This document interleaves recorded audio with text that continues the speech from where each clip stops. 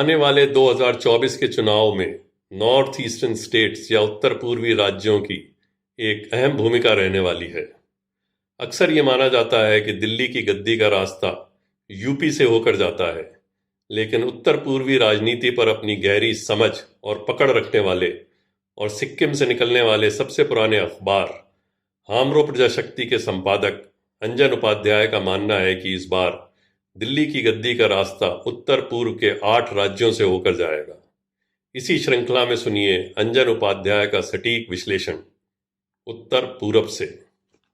नमस्कार, news man में आप लोग को स्वागत जनाते हुए मैं अंजन उपाध्याय। आज से हम एक राजनीतिक चर्चा परिचर्चा पूर्वांचल से कर रहे हैं। पूर्वांचल का ये जो इलाका है, ये इलाका बेसिकली 8 स्टेट को लेकर है। आसाम सबसे बड़ा राज्य है इसमें, इसके बाद मेघालय है, उसके बाद यहाँ पे मणिपुर है, उसके बाद यहाँ पे नागालैंड है, मिजोरम है, त्रिपुरा है, अरुणाचल प्रदेश है और सिक्किम 8वां स्टेट सिक्किम में है। और ये सारे स्टेट मिलके टोटल 25 लोकसभा कॉन्स्टिट्यूएंसी आसाम, ये सारा नॉर्थ ईस्टर्न रीजन में है। आसाम में सबसे ज्यादा 14 सीट्स है और उसके बाद अरुणाचल में 2 सीट है, मेघालय में 2 सीट है, मणिपुर में 2 सीट है, त्रिपुरा में 2 सीट है और बाकी जो नॉर्थ ईस्टर्न स्टेट है वहां पे एक सीट करके है। और जो मेघालय में, नागालैंड में और ये सिक्किम में जो क्षेत्रीय पार्टी, रीजनल पार्टी है, उन लोग का सत्ता यहाँ पे है और एमपी भी उन लोग का यहाँ पे है जनरली। और इसी तरह से ये रीजनल पार्टी भी नॉर्थ ईस्टर्न रीजन में एक पोजीशन में है कि उन लोग का भी एक upper hand north eastern region में है। और नॉर्थ ईस्टर्न रीजन का जनरली पॉलिटिक्स क्या होता है, पॉलिटिक्स बोलने से क्या होता है, लोकसभा चुनाव हो या स्टेट असेंबलीज का चुनाव हो, वो केंद्र शासन में जो होता है उसके ऊपर ज्यादातर डिपेंड करता है। जैसे अरुणाचल प्रदेश में हर बार दिल्ली में जिसका शासन बाहर रहा है उसी का गवर्नमेंट वो रातारात शिफ्ट हो जाता है। उसी तरह आज के दिन में मणिपुर, त्रिपुरा, ये सारे स्टेट जो है वो दिल्ली का रास्ता ही अपनाते हैं। इवन आसाम में भी दिल्ली का हवा बहुत जोर से लगता है। आसाम में भी चाहे ये लोकसभा इलेक्शन में हो या विधानसभा चुनाव में हो। और सिक्किम में जनरली आप आज तक जो रीजनल पार्टीज है वो रीजनल पार्टीज का चाहे लोकसभा चुनाव हो चाहे विधानसभा चुनाव हो, उसमें उसका दबदबा होता है। वहां पे फाइट सिक्किम में 2 ग्रुप के बीच जनरली होता है, कभी कभी वो तीसरा भी एक ग्रुप होता है, लेकिन बेसिकली वहां के 2 स्ट्रॉन्ग रीजनल कंटेंडर के बीच फाइट होता है। 1 वर्सेस 1 सिक्किम का यही है। उसी तरह नागालैंड का भी यही है। और मेघालय में जो सांगमा का जो एनसीपी पार्टी था, वो पूर्ण सांगमा का जो लड़का है, वो लड़का बहुत अच्छा से अभी मेघालय में एक दबदबा बनाया हुआ है उसने। और सारा नॉर्थ ईस्ट में एक हेमंत, जो बीजेपी के आसाम के मुख्यमंत्री है, हेमंत बिस्वा शर्मा, उनके साथ भी उनके लेवल में एक अभी जो नेडा है, नेडा में वो भी है अभी फिलहाल। वो एक काफी वॉइस वाले एक क्षेत्रीय पार्टी के नेता वो अभी बन चुके हैं। और सारा नॉर्थ ईस्टर्न का लोग उनके ऊपर भी देख रहे हैं कैसे केंद्र सरकार के साथ वो फाइट करते हैं और अपना मांग मंगाते हैं।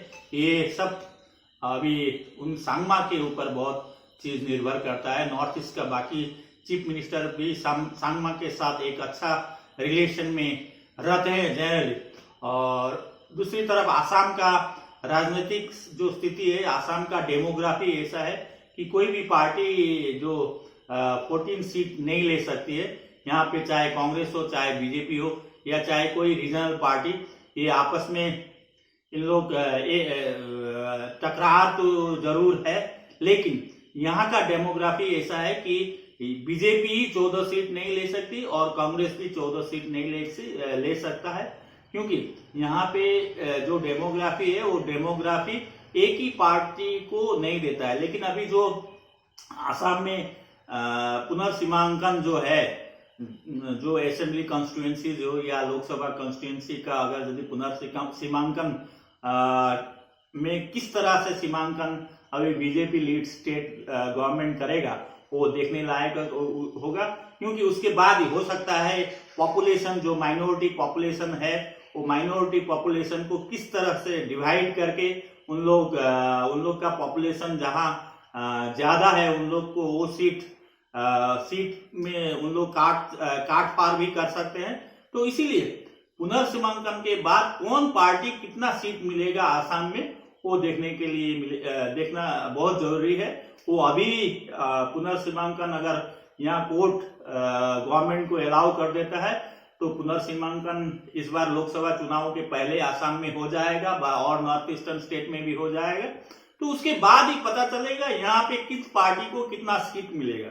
नया दिल्ली का जो राजनीति है उस राजनीति से नॉर्थ ईस्टर्न रीजन बहुत डिपेंडेंट होता है, क्योंकि बहुत छोटा स्टेट है। वो छोटा स्टेट का इकोनॉमी के लिए वायबल नहीं है। उन लोग छोटा स्टेट सेंटर का जो फंड होता है वो फंड से उन लोग को डिपेंड होना पड़ता है। चाहे कोई भी दिल्ली का गवर्नमेंट हो, चाहे किसी भी पार्टी का, चाहे वो बीजेपी लीड एनडीए हो, चाहे वो कांग्रेस लीड यूपीए हो, चाहे वो थर्ड फ्रंट का गवर्नमेंट हो, ये सभी के पास ये रीजनल जो सत्राप है, जो रीजनल पावर है, वो रीजनल पावर एक अंडरस्टैंडिंग करके ही अपना राज्य में शासन चलाती है। और यहाँ के लोग भी दिल्ली का हवा किस ओर करवट बहता है वो अच्छी तरह से उन लोग को समझ में आता है, क्योंकि 1977 में जब जनता पार्टी का वेव जब आया था तो आसाम में स्पेशली बहुत सारे ऐसे सीट थे जो कभी भी कांग्रेस पार्टी वहां पे नहीं हारा था। लेकिन जब दिल्ली में एक हवा जयप्रकाश नारायण का आंदोलन से यहाँ पे शुरू हो गया था, तो यहाँ भी बहुत सारा क्षेत्र में कांग्रेस पार्टी हार के यहाँ से भी जनता दल यहाँ से भी चुनाव जीतने में सफल हो गया था। वो उसके बाद जो है ट्रेंड जो हम लोग को देखना मिल रहा है इलेक्शन में, सेंटर ओरिएंटेड एक ट्रेंड आसाम में भी देखने को मिलता है। और यही वजह से आज बिहार में क्या हो रहा है, आज ये जब आज नेट के जमाने में, इंटरनेट का जब जमाना, डिजिटल युग का जब आया है और लोगों को मालूम हो गया है बिहार में क्या हो रहा है, यूपी में क्या होगा, मध्य प्रदेश में क्या होगा। जनरली एक यंगर सेक्शन जो जनरेशन है उन लोग काफी डिजिटल मीडिया का एक प्रभाव में आज के दिन में है। तो इसीलिए यहाँ भी दिल्ली का हवा का रुख यहाँ भी जाएगा। और अनएम्प्लॉयमेंट प्रॉब्लम तो है ही है यहाँ पे नॉर्थ ईस्टर्न रीजन में।